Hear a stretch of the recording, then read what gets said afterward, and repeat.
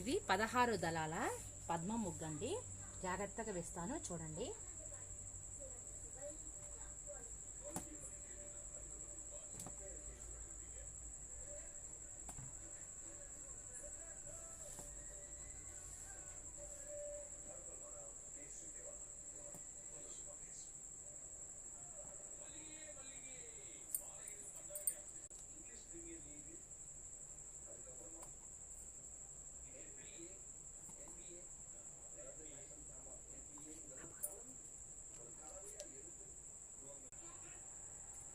మళ్ళీ కలుపుకుంటా రావాలండి.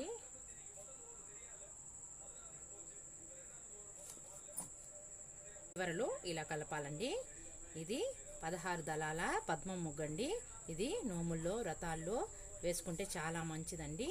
అంటే ఎవరి తొక్కని చోట వేసుకోవాలండి. పసుపు కుంకాలతో ఇలా వేసుకోవాలి.